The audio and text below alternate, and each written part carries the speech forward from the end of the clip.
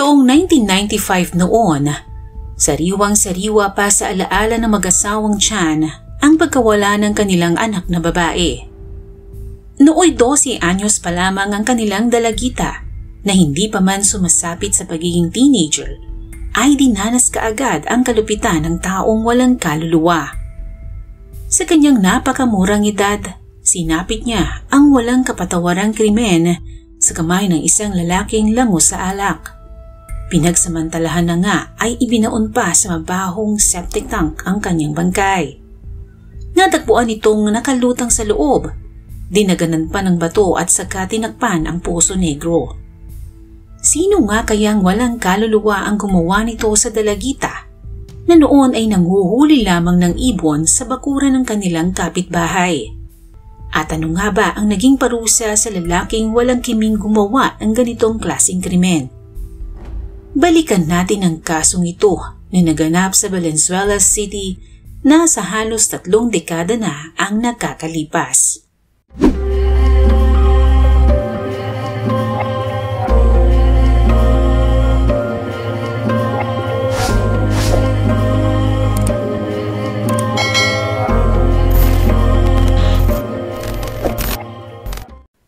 Para sa kasong ito, dumako tayo sa Dian Street, General T. De Leon, Valenzuela City, kung saan naninirahan ang pamilya Chan. Si Maria Victoria Chan o mas kilala sa palayaw na Marivic at noon ay 12 taong gulang pa lamang ay ikalawang anak nina Elvira at Eduardo Chan. Mabait, masipag at mapagmahal na anak si Marivic ayon sa mag-asawa. Sa kanyang edad na malapit ng mag-teenager, mahilig pa rin itong makipaglaro sa labas ng kanilang bahay kasama ang kanyang mga kaibigan. Nakahiligan ni Marivic na manghuli ng ibon pagka-uwi galing eskwela at pagkatapos ng mga gawaing bahay. Noong panahong iyon, kasalukuyang ginagawa ang bahay ni Maria Isip, kapitbahay ng mga Chan, at ang bakuran na ito ang kinahiligang puntahan ni Marivic upang manghuli ng ibon. Sa araw-araw na pagpunta ni Marivic sa bakuran ni Maria Isip, isang lalaki ang noon ay tahimik na nakamasid sa dalagita habang ito ay naglalaba. Siya si Larry Mahinay, ang katiwala ng pamilya Isip at siyang tagabantay ng ipinapagawang bahay ng mga ito. Sa paupahang apartment na pag-aari din ni Maria Isip na nasa 10 metro lamang ang layo sa bahay na ipinapagawa ng pamilya, tumutuloy si Larry Mahinay. June 25, 1995, bandang alas 8 ng umaga, nakipag-inuman si Larry kay Gregorio Rivera, kapatid ni Maria Isip, at asawa ni Norgina Rivera, na nagmamay-ari ng tindahan. May 8 metro lamang ang layo mula sa bahay na ipinapagawa ni Maria.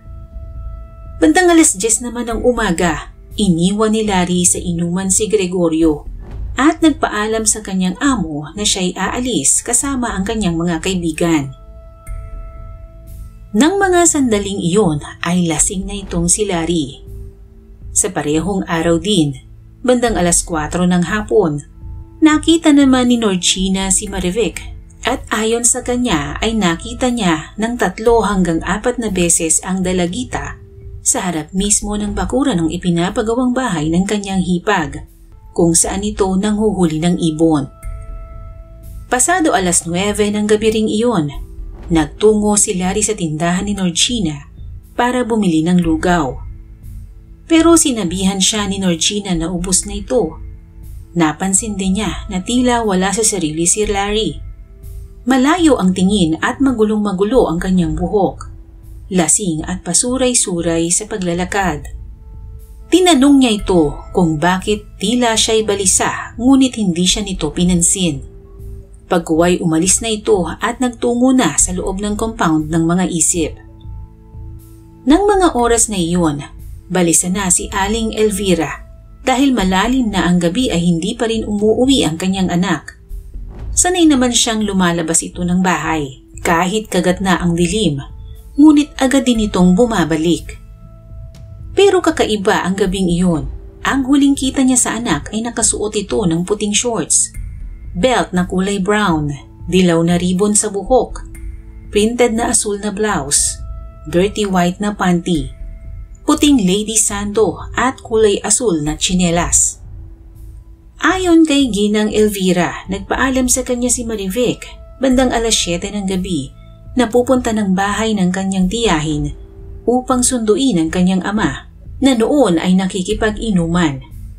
Pinayagan naman daw niya ang anak dahil sanay naman silang lumalabas ito kahit madilim na sa labas.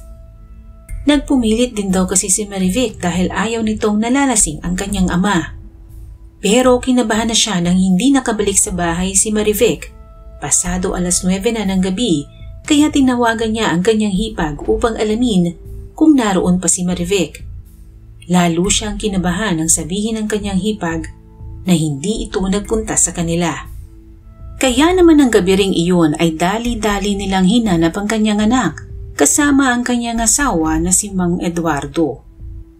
Ngunit sa dami ng kanilang napagtanungan, wala ni isa sa kanila ang nakapagturo kung nasaan si Marivic. Hindi nakatulog ang mag-asawa ng gabing iyon dahil sa pagkabagabag sa pagkawala ni Marivic.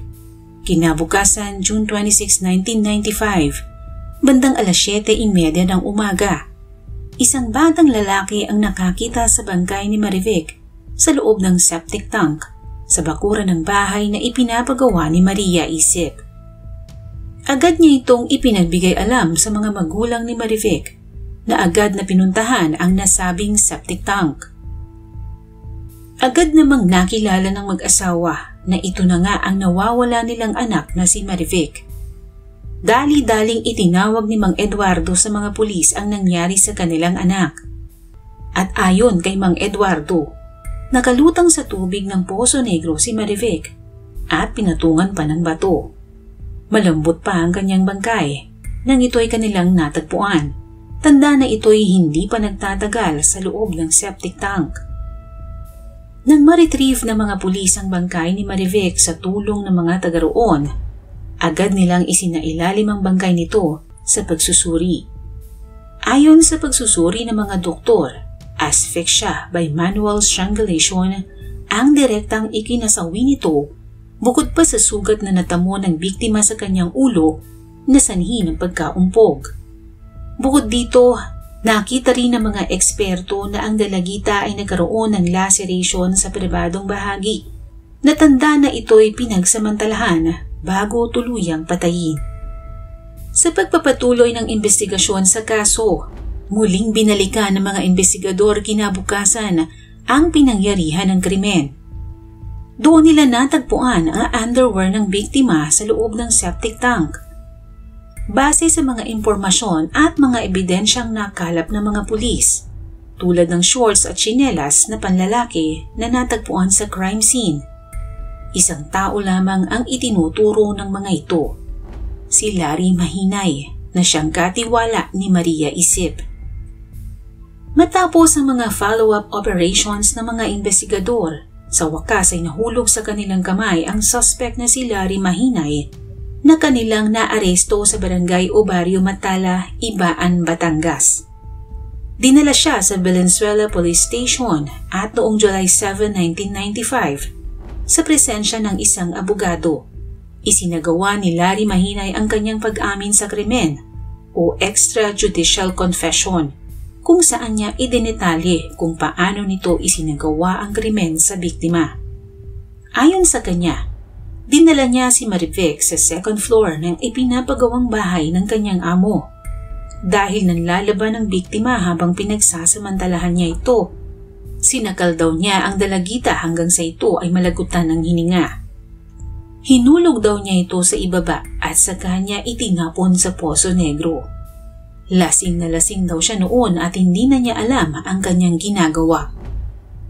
Nakausap din ni Larry ang mga magulang ni Marivic, ngunit iba ang sinabi niya sa mga ito.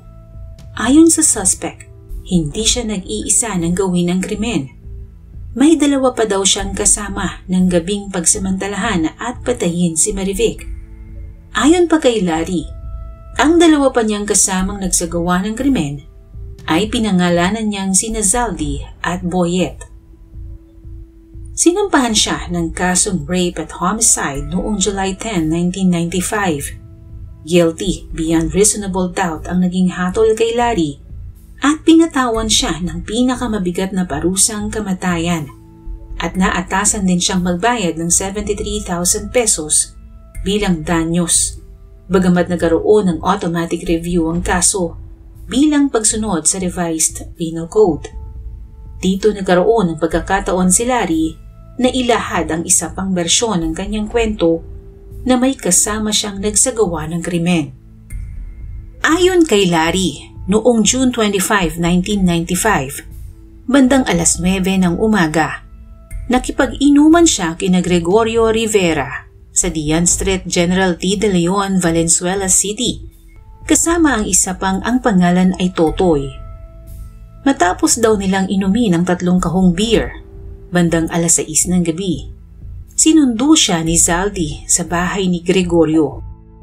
Nagtungo naman sila sa bahay ni Zaldy at doon ay uminom naman siya ng gin. Natapos daw sila sa isang bote ng gin bandang alas 8 ng gabi. Paglabas daw nila ay muli silang bumili ng isa pang bote ng gin sa tindahan. Habang nasa tindahan ay nakita nila si Boyet. Niyaya daw nila ito ng inuman. Noon ay nasa alas 9 na di umano ng gabi. Pag-uwi daw niya ay nagtungo naman siya sa tindahan ni Norgina upang bumili ng lugaw. Ngunit ayon kay Norgina ay ubos na ito, kaya umuwi na daw siya sa apartment ni Maria Isip kung saan siya natutulog. Pero dahil sarado na ito, napilitan daw siyang matulog na lamang sa ikalawang palapag ng bahay na ipinapagawa ng among si Maria. Bandang alas 10 ng gabi, dumating si Boyet at Zaldy na may dalang dalagita na tila patay na. Inilagay ng dalawa ang bangkay sa loob ng silid na kanya raw tinutulugan. Pagtayo daw niya, tinutukan siya ng kutsilyo ni Zaldy at inutusan siya ng dalawa na galawin ang bangkay, ngunit hindi niya raw ito sinunod. Nagpatulong na lang daw ang dalawa na ibaba ang bangkay at itapon ito sa septic tank. Sumunod naman daw siya sa utos na ito. Matapos daw nito ay binantaan siya ng dalawa na siya'y papatayin kapag nakita pa siya sa lugar. Kaya kinabukasan bandang alas 4 ng madaling araw, sumakay siya ng jeep at nagtungo sa Navotas at saka siya nagtungo sa Batangas kung saan siya dinampot ng mga pulis. Sinabi rin niya na napilitan lamang siyang permahan ang extrajudicial confession dahil sa takot. Ngunit sa huli ay hindi pinanigan ng korte si Larry Mahinay. Ayon sa korte, sapat ang mga ebidensyang iprinisinta ng prosekusyon. Ngunit dahil sa na-abolish ang parusang kamatayan sa panahong iyon, bumaba sa habang buhay na pagkabilanggo na walang posibilidad ng parol ang iginawad kay Larry Mahinay. Napawalang sala naman ang 2 taong idinawit ni Larry na sina Zaldy at Boyet. Ang lahat kasi ng mga ebidensyang nakalap ay iisang tao lamang ang itinuturo, si Larry Mahinay.